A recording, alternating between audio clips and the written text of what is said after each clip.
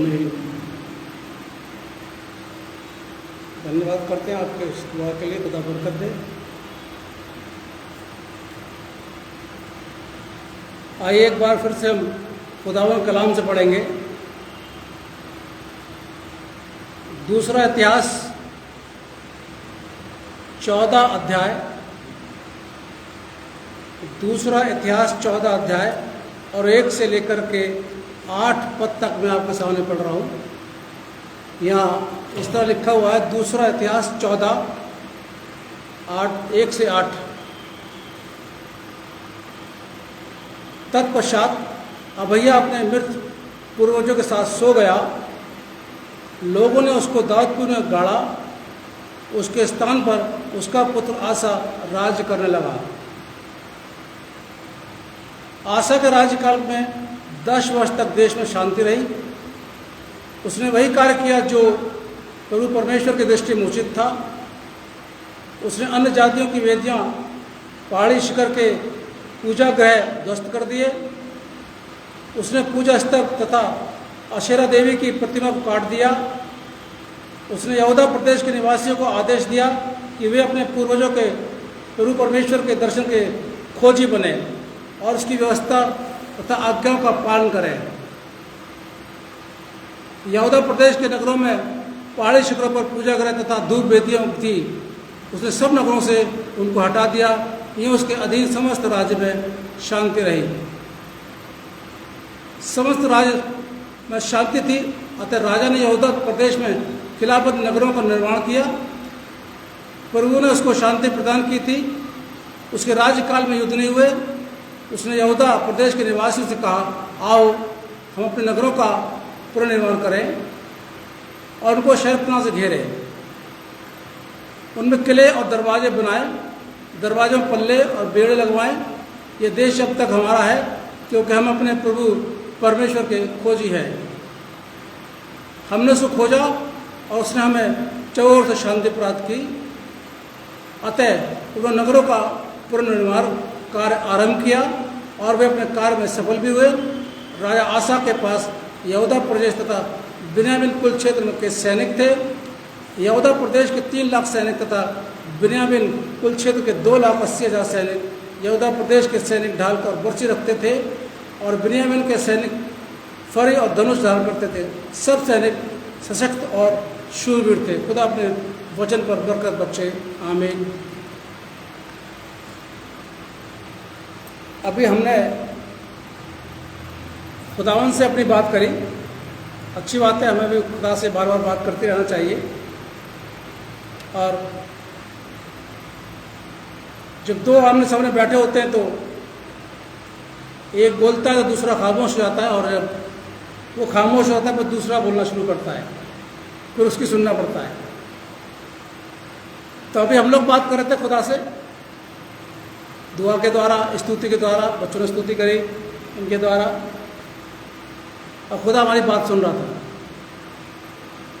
दुआ में बहुत कुछ मांगा भी हमने और खुदा ने हमारी सुनी भी।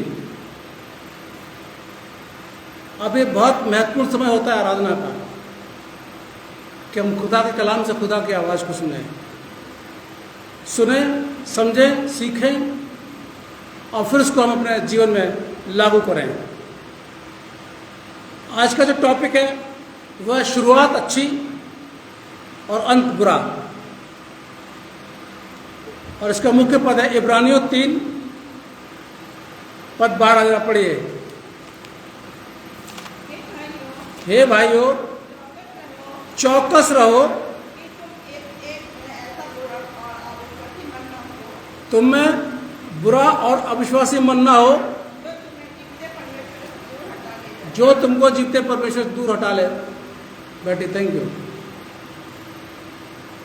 हे भाइयों, चौकस रहो, होशियार रहो कि तुम्हारे अंदर ऐसा मन ना हो जो तुमको जीवते परमेश्वर से अलग कर दे। अभी तो मुझे नहीं पता कि कितने लोगों के परमेश्वर से मन अलग है और कितनों के नहीं है, ये तो आप जानते हैं। वैसे बहुतों को तो मैं भी जानता हूँ, व्यक्तिगत भी जानता हूँ, वैसे फेस टू भी जानता हूँ, बाय नेम भी जानता हूँ, बाय फेस भी जानता हूँ और पर्सनल भी जानता हूँ कि कौन खुदा के नज़दीक है और कौन खुदा से दूर है। फिर भी ये आपको ज़्यादा बेहतर होगा। बाइबल यहाँ बता रही है, हे भाइयों होशियार रहो, तुम्हारा मन खुदा से कहीं दूर ना हो जाए। तो मैंने बताया था शुरुआत अच्छी और अंत बुरा। अक्सर देखा क्या है, कोई इंसान यीशु में बड़ी जल्दी आता है। मैं तो देखता रहता हूँ, खैर इस पर वीडियो में देखता रहता हूँ, सोशल मीडिया में बहुत आता है, बहुत जल्दी आता है और जल्दी आने के बाद एकदम एक्टिव भी हो जाता है और 1 महीने के बाद में बाइबल सिखाना शुरू कर देता है। जहाँ मेरा ट्रीटमेंट हो रहा है वहाँ पर मैं एक बहन से मुलाकात कराई, डॉक्टर ने कह रहा पास्टर जी आपसे एक बात करानी थी, ये भी मसीह में है, आपसे मिलना मांग रही है। मैंने ठीक है कोई बात नहीं, मैंने कहा पहले आप मेरा कर दीजिए उसके बाद बात करता हूँ। उन्होंने तो मुझे बाइबल सिखाना शुरू कर दिया। यशायाह में ये लिखा है, उसमें ये लिखा है, वो 4-5 पद जो रटे हुए रहते हैं ना, वो जो अक्सर आप लोग सुनते हैं ना कि वो जो आशीष वाले शब्द होते हैं कि खुदा ब्लेसिंग करेगा, वो वाले शब्द उनको रटे हुए थे, वो बोलना शुरू कर दिया। कितने दिन हुए? 6 महीने हुए। 6 महीने में प्रचारक बन गई। हम 8 साल में नहीं बनते। तो शुरुआत तो अच्छी हो जाती है, प्रचार भी करने लगते हैं, दुआ भी करने लगते हैं, चर्च में भी शुरू में आना शुरू कर देते हैं, लेकिन धीरे धीरे धीरे धीरे जैसे बाइबल की हकीकत मालूम पड़ती है, जैसे बाइबल का करैक्टर बाइबल के हिसाब से चलना पड़ता है, पीछे हो जाते हैं। बहुत से लोग पीछे हो गए, बहुत से लोग पीछे हो जाते हैं और पीछे होने के बाद उनकी तबाही होती है, बर्बादी होती है उनकी। ऐसा नहीं कि वो आबाद हो जाए। इसलिए एकदम जल्दी भी आगे नहीं आना चाहिए, क्योंकि फिर जब तक बाइबल की बातें हमको याद आती हैं तब तक हमें पीछे होना पड़ता। खैर, अच्छी शुरुआत होती है, अच्छी कुश्ती लड़ते हैं, अच्छे काम करते हैं, लेकिन जैसे ही वो देखते हैं क्या हालात हैं तो धीरे धीरे पीछे होना शुरू हो जाते हैं और बिल्कुल हट भी जाते हैं कई लोग। मैं और किसी की बात नहीं करूँगा इंसान की, मैं तो बाइबल से बात करूँगा। एक राजा की बात करेंगे बाइबल से, सीखेंगे जरा। देखें, यहूदा का राजा आसा, अभैया का पुत्र। दूसरा क्या, 14 अध्याय निकाल रख लिए। यह अभैया का पुत्र है, नाम इसका आसा, और ये यहूदा में राज्य करने लगा। जब ये राजा बना तो इसने वही काम किया जो खुदा को पसंद था। ध्यान सुनिएगा, शुरुआत इसकी देखिए। राजा बनने के बाद इसने वही काम किया जो खुदा को पसंद था, जिसमें खुदा खुश होता था, वही काम इसने शुरू कर दिया। दूसरे पद में मैं हूं अभी। इसने बहुत अच्छे काम किए। जो पहले के राजाओं ने बेदियां बना रखी थी, बड़ी बड़ी मूर्तियां बना रखी थी, मूर्तियों की पूजा हुआ करती थी, उनके ऊपर चढ़ावा चढ़ाया जाता था, इसने क्या किया, उनको सबको तोड़ दिया। सबको, तीसरे पद में आ गया हूं मैं, उनको सबको तोड़ दिया और तोड़ने के को समतल कर दिया। यानी पहला काम इसने क्या किया कि खुदा की मर्जी पर चला, जो खुदा को पसंद था वो काम किया, अच्छी बात है। उसके बाद इसने वो जो खुदा को पसंद नहीं थे चीज़ें वो ख़त्म कर दी, सारे मूर्ति पूजा हटा दिया, क्योंकि बहुत से लोग उस समय भी, बहुत से समय के लोग देवी देवताओं को पूजते थे, उसने हटा दिया। और उसके राज्य में चैन रहा। पद 5 और 7 में आ गया हूँ मैं। उसके राज्य में शांति रही, सब तरह से शांति रही, इतनी उसकी अच्छी शुरुआत हुई। और भी उसने बहुत काम किया। अपनी माँ की मूर्ति को भी उसने तोड़ दिया। ये 15-16 पद, 15-16 पद में मैं आ गया हूँ। इसकी माँ थी, वो भी मूर्ति पूजा करती थी, उसकी मूर्ति को भी इसने तोड़ दिया, सब ख़त्म कर दिया। यानी इतना बेहतरीन किस्म से ये अपनी शुरुआत कर रहा है, और करी भी इसने, बहुत अच्छा है। लोगों का भरोसा इसके ऊपर हो गया। लोगों ने बोला नहीं बहुत अच्छा राजा है, और जो धार्मिक लोग थे वो भी कह रहे नहीं बहुत अच्छा है। देखो इसने वो कर रहा है जो खुदा को मंजूर है, और ऐसे कामों को अलग कर रहा है, जिससे खुदा नफरत करता है, ये बहुत अच्छी बात होती है। और आप भी अपने परिवार के अंदर देखते होंगे, जो आपको अपने परिवार में कुछ अच्छा लगता नहीं होगा तो आप उसको बदलते होंगे या उसको हटाते होंगे। हम लोग भी ऐसा करते हैं। जिंदगी भर 15-17 पद में आ गया मैं, जिंदगी भर ये निष्कपट रहा, बिल्कुल, यानी शुरू में बिल्कुल निष्कपट रहा, इसके अंदर कोई भी कपट नहीं था, ये इसकी अच्छाइयाँ हैं। उसने जो अच्छे अच्छे काम किए, लोगों ने विरोध किया। मैं 9 पद में आ गया हूं, 14 के 9 में लोगों ने विरोध किया।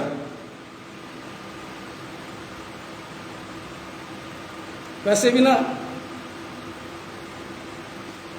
अच्छे काम करने वालों का विरोधी होता है साहब, और ये मसीह लोग पहले करते हैं, कूद कूद के। सबसे पहले मसीह लोग आएंगे एकदम, नहीं ऐसा कैसे हो सकता जी, ऐसा तो हो नहीं सकता।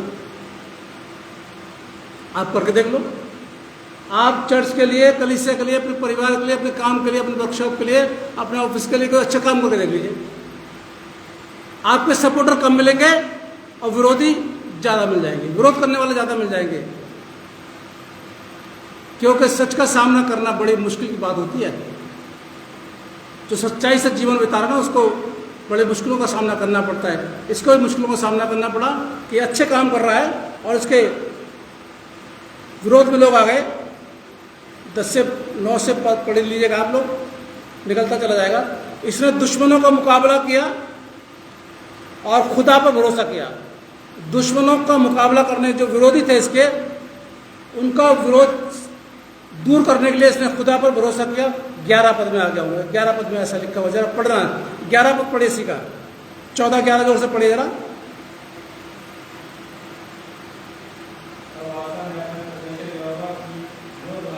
तब आसा ने अपने परमेश्वर यहोवा की यूं दुआई दी, हे यहोवा, जैसे तू सामर्थ्य की सहायता करता है, वैसे ही शक्ति इनकी भी कर है।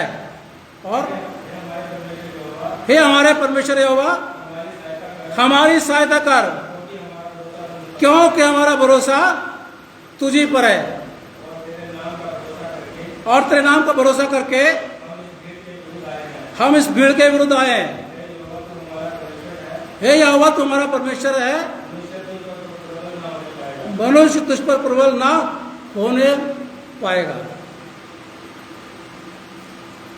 आप सच्चाई से जीवन जिए, भला काम करिए, अच्छा काम करिए, आपका विरोध होगा, विरोधी सामने आ जाएंगे। और जब विरोधी सामने आ जाएंगे तो क्या करना है? इसने क्या किया था,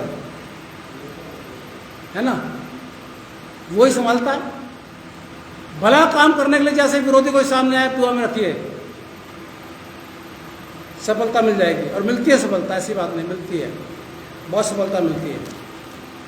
हाँ, थोड़ा सा कड़वाहट हो जाती है, वो तो जिंदगी है, हो जाती है, लेकिन सफलता मिल जाती है। सच्चाई का जीवन जिएंगे आप, आपके सामने विरोधी खड़ा हो जाएगा, आप अच्छा काम करेंगे, आपके सामने विरोधी खड़े हो जाएंगे, लेकिन नर्वस होने की जरूरत नहीं है, आपको खुदा पर भरोसा करना है। और राजा आसा ने यही किया।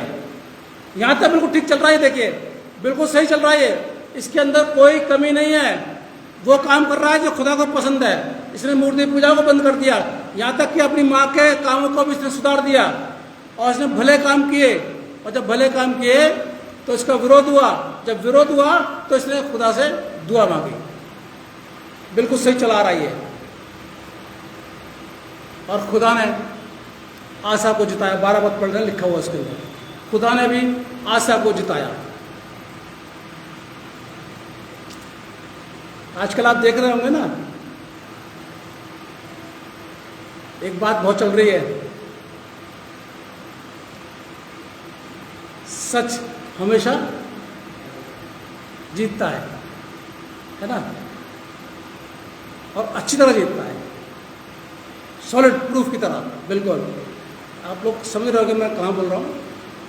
सच हमेशा जीतता है। सच्चाई से आप चलेंगे, खुदा आपकी मदद करेगा और जीत होगी आपकी, नहीं तो नहीं होगी। अब देखिए यहाँ तक 12 मैंने पढ़वा दिया, 17, 15, 17 पढ़वा दिया, 16, 15, 16, 17 पद पढ़वा दिए। इसमें सब भले काम इसने करे, अच्छे काम करे, सब खुश हो रहे होंगे। स्टार्टिंग बहुत बढ़िया करी इसने, एकदम स्मूथली। दाएं बाएं वाले लोग देख रहे हैं इसको, राज्य के लोग देख रहे हैं इसको, जो प्रजा है वो देख रही है इसको, जो उसके परिवार के लोग हैं वो देख रहे हैं इसको कि कितनी अच्छी शुरुआत कर रहा है ये, अपने पुरखाओं की बातों को मान रहा है ये, जो उसके पुरखाएं करते चले आ रहे हैं, पूर्वज करते आ रहे हैं, वो ये काम कर रहा है। लेकिन अभी लेकिन की बात बहुत गड़बड़ हो जाती है, लेकिन इसका अंत बहुत बुरा होगा। राजा आशा की बर्बादी के 3 कारण थे। मैं दिखाता बाइबल से दिखाता रहूंगा आपको।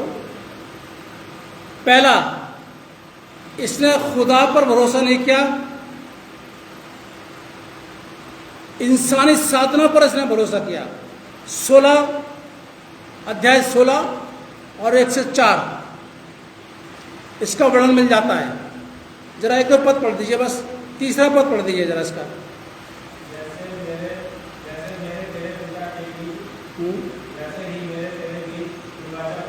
हाँ हाँ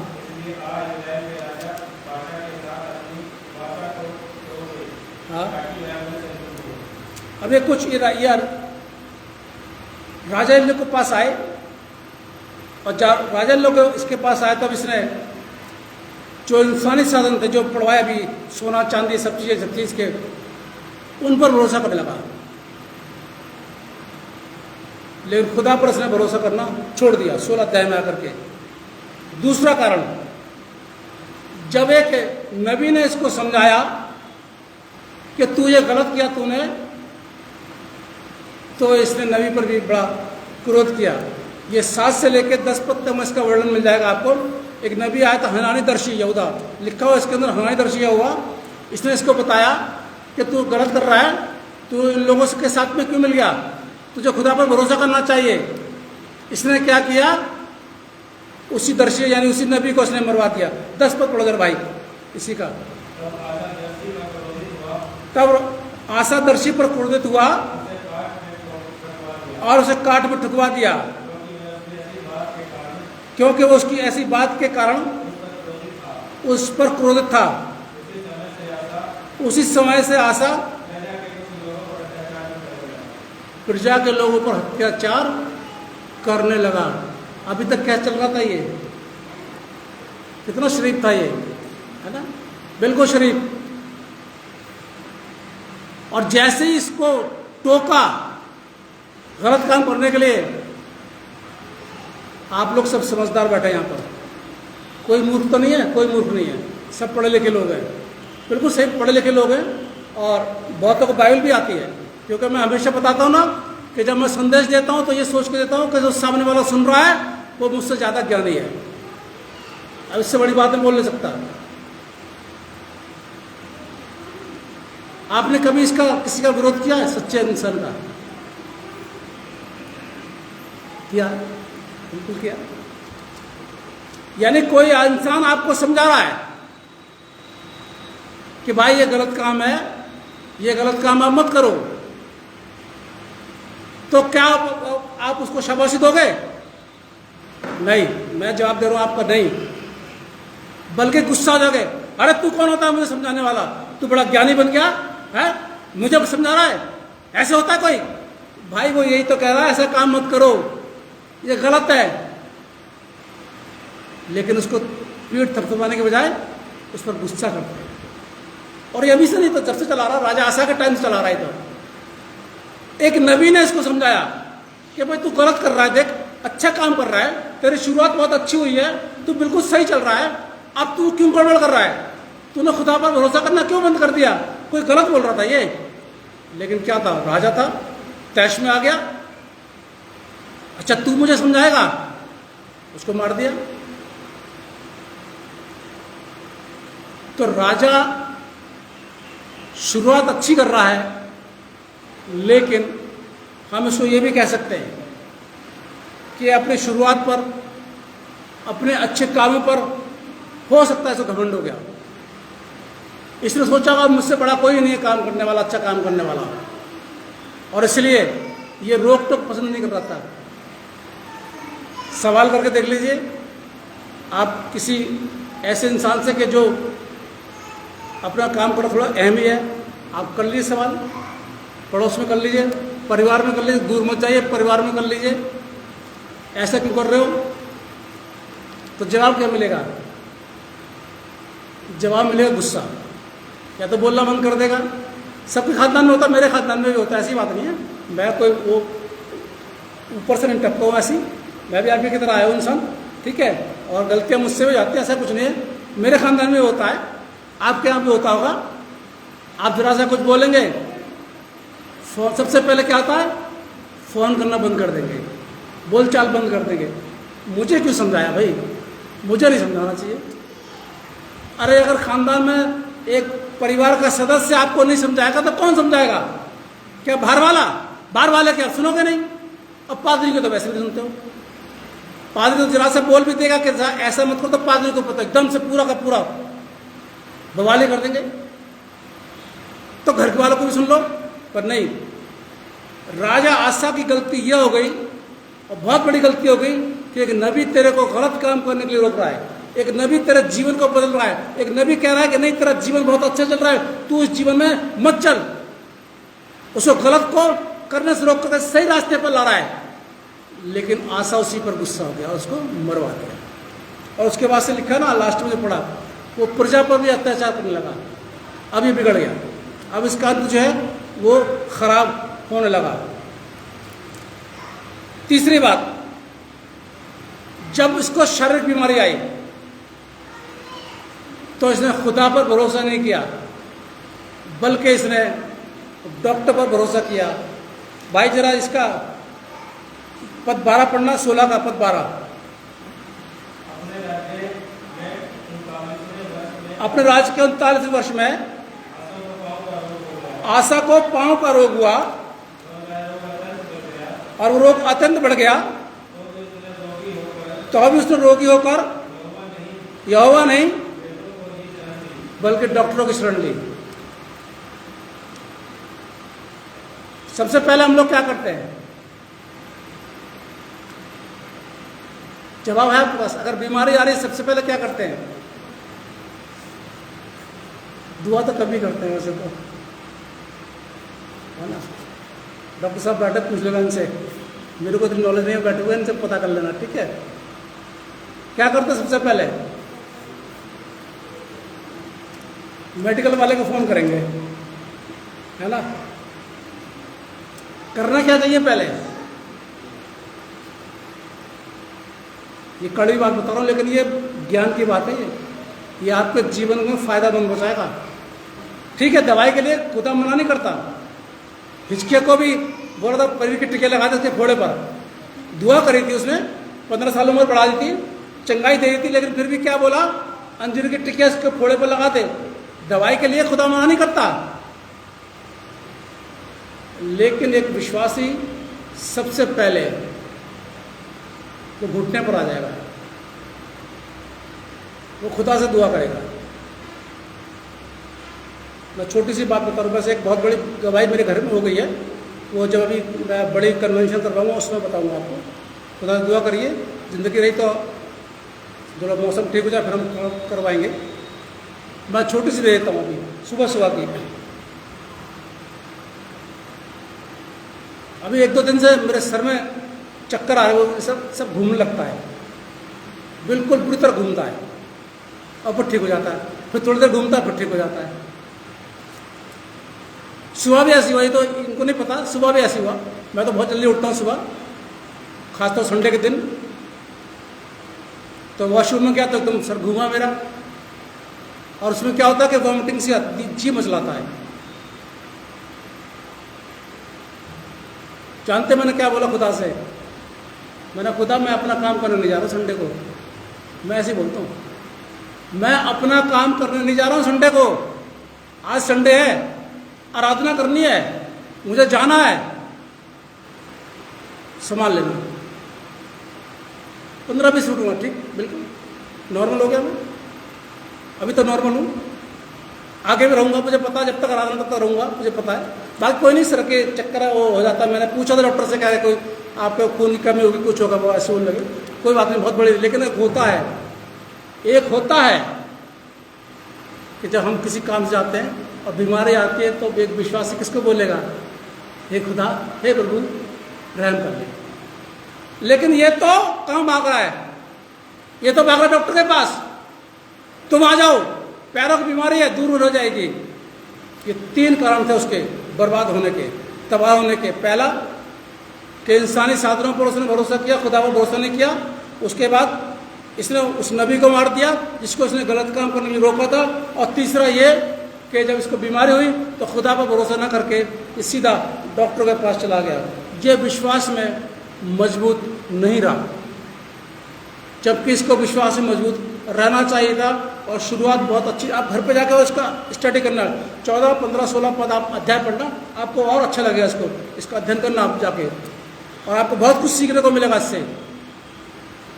विश्वास में ये मजबूत नहीं रहा। और जानते हैं जो विश्वास में भटक जाते लोग, उनकी पहचान पता क्या है, मैं बता दूं, चलिए सुन लीजिए। वह दूसरों की आलोचना करेंगे। जो इंसान दूसरों की आलोचना कर रहा है, सोच लीजिए विश्वास में भटक गया। आपके चर्च में आपने देखा होगा शुरू से कि कोई इंसान आ रहा है, आगे बढ़ रहा है, आगे अच्छा काम कर रहा है, सब कुछ खुदा में आगे बढ़ रहा है, बढ़ते बढ़ते अचानक अगर वो दूसरों की आलोचना करने लगे तो सोच लीजिए ये इंसान विश्वास से भटक गया। जैसे किस किसी करता है सुसमाचार प्रचारक की, जो प्रचारक होते हैं उनकी कमियां निकालना उनके अंदर, जो अच्छी व्यवस्था करते हैं कलीसिया में या घर में कहीं पर भी, जो अच्छी व्यवस्था करते हैं, जो अच्छा काम करते हैं, जो अच्छे काम करने वालों को प्रोत्साहित करते हैं, उनको आगे बढ़ाते हैं, उनको सिखाते हैं कि तुम अच्छा काम करो, उनकी आलोचना होती है, तो ग्रुप बन जाते हैं।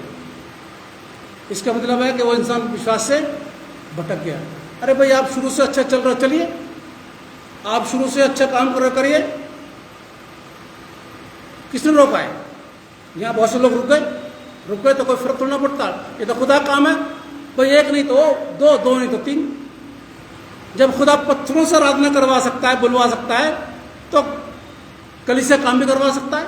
ऐसी तो बात है नहीं कि काम कोई रुक जाएगा, या आपके घर का कोई काम रुक गया। अगर आपके बच्चे ने, किसी ने मना कर दिया, आपने बोला ये ला दे, बच्चे ने कहते नहीं, तो क्या रुक जाएगा काम? अरे आप लाना को तो आ जाएगा, खुद जाओगे आप लाने के लिए। किसी के ना करने से कोई काम नहीं रुकता, खासतौर से खुदा काम तो बिल्कुल नहीं रुकता। इसलिए जो इंसान विश्वास से भटकता है, पहचान मैंने बता दिया, आलोचनाएं करेगा अच्छी व्यवस्था करने वालों के, अच्छे काम करने वालों के, कलीसिया की उन्नति करने वालों के लिए। और अभी जैसे मैंने अभी अनाउंसमेंट किया था, फिर अनाउंसमेंट कर दूंगा, हो सकता है कि इसमें कुछ रुकावटें पैदा हो जाता है। मैं यहाँ अनुभव है मुझे बहुत ज़्यादा, लेकिन घबराने वाली बात नहीं है। हम चाहते हैं आपके काम जो आपने उठाया है वो होगा, पूरा करेंगे उसको। आपको भी आलोचना करने का मतलब आप विश्वास से भटक गए। दूसरा एक और उदाहरण देखते हैं नए नियम से। आशा को मैंने बता दिया, इसका अंत जो है बुरा हो गया, आगे जाकर इसकी डेथ हो गई, मर गया, ये खत्म हो गया। आगे जाकर आगे अध्ययन पढ़ोगे तो बर्बाद हो गए, बिल्कुल बर्बाद हो गए ये, क्योंकि शुरुआत इसने अच्छी करी और अंत इसका बुरा हुआ। आप में से ऐसा कोई व्यक्ति है? अगर है तो सुधर जाएं, या तो स्टार्टिंग में आए ना। देखिए मैं तो किसी को नहीं बोलता हूं साहब कि जबरदस्ती यीशु मसीह को पकड़ लो, तुम्हारी मर्जी है, पकड़ो तो मत पकड़ो, लेकिन अगर पकड़ लिया तो उसको छोड़ो। मेरा कहना ये है।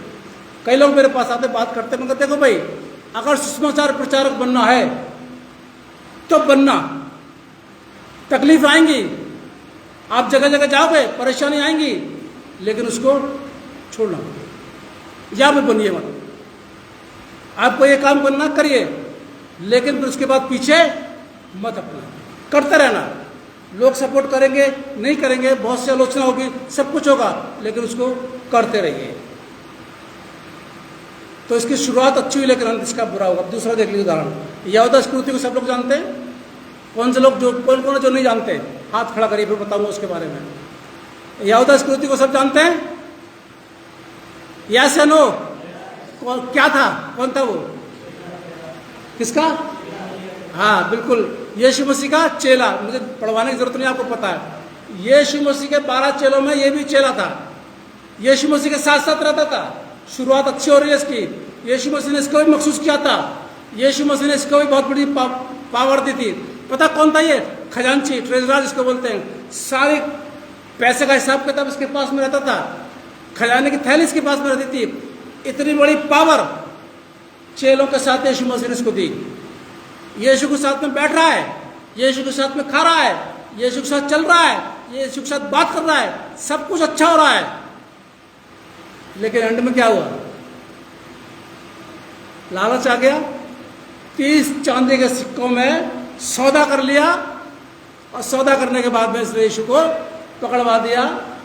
और जानते फिर इसका अंत कितना बुरा हुआ? आप अगर पढ़ेंगे तो पढ़ लेना, मत्ती 27 उसका 3 से लेकर 5 तक जो मैंने पढ़वाया था, पढ़ लेना, इसको लिखा हुआ है।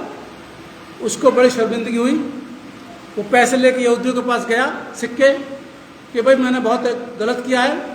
यहूदी ने कहा भैया हम इसको पैसों को नहीं लेंगे, कि कोई खून के पैसे हैं, इसको तू ही ले जा। और बाइबल लिखा हुआ इसने आत्महत्या कर ली। इसका पेट फट गया, ये पेट केवल गिरा और इसका पेट फट गया और अतड़ियाँ सारी इसकी बाहर आ गई। इतना बुरा अंत इसका हुआ। हम लोग भी कौन है? यीशु मसीह के चेले हैं ना। हम लोगों भी यीशु मसीह के नाम से आगे बढ़ते हैं ना। तो जब बढ़ते हैं तो ध्यान रखिए, या तो बढ़िए मत, और अगर बढ़ गए तो पीछे हटे मत। अगर पीछे हट गए तो इसका मतलब कोई विश्वास नहीं है, फिर तो आप भटक जाएंगे। आशा मत बनिए, राजा आशा मत बनिए। अगर शुरुआत अच्छी हुई है तो उसको शुरुआत को अच्छा ही रखिए। यहूदा स्क्रूति मत बनिए। यहूदा स्क्रूति की शुरुआत अच्छी हुई तो अच्छा ही बनते रहिए आखिर तक, जब तक हम जीवित हैं तब तक। अब इसकी नसीहत क्या मिलती है? नसीहत यह है, यदि हमारी शुरुआत अच्छी हुई है तो अंत में गुनाह न करें। इब्रानियों 3 निकालिए जरा, इब्रानियों 3 निकालिए जरा। 13 पर पढ़ना भाई कोई। वरन जिस दिन तक आज का दिन कहा जाता है, हर दिन एक दूसरे को किस बात के लिए? कि भाई शुरुआत तुम्हारी अच्छी हुई है, अब अंत पर बुरा मत करना आगे भाई। कोई जन पाप के छल में आकर कठोर हो जाए। आगे 14 पद पढ़ दी जरा। क्योंकि हम मसीह के भागीदार हैं। किसके भागीदार हैं? मसीह के भागीदार हैं। यदि हम अपने प्रथम भरोसे पर अंत तक दृढ़ता से रहें, पहले भरोसे पर, यानी पहले स्टेप पर जो हमने यीशु मसीह विश्वास किया है, आखिर तक भरोसा करते रहे। एक है ना वो कि प्राण देने तक क्या रहे, विश्वासी रहे, है ना, तो जीवन का मुकुट मिलेगा। इसको तैयार करो, सरबन बताऊंगा इसके बारे में भी आगे मौका मिलेगा। अभी तैयारी शुरू कर दी है मैंने, इसकी निकालने पड़ता है, मुझे बहुत ढूंढना पड़ता है। जीवन के अंत तक शुरुआत हमारी अच्छी हो गई तो जीवन के अंत तक हम अच्छे ही रहे। इसलिए जिसके कान है वो सुन ले के मसीह समाज के लोगों से खुदा कलाम क्या कहता है। हे भाइयों, चौकस रहो, तुम में ऐसा बुरा और अविश्वासी मन ना हो कि तुम्हें खुदा से दूर करे। खुदा आप सबको बहुत बड़ी बरकत दे। आइए दुआ करें। खुदावन, हम धन्यवाद करते हैं आज के कलाम के लिए जो आपने हमको दिया, हमने वो दिया है।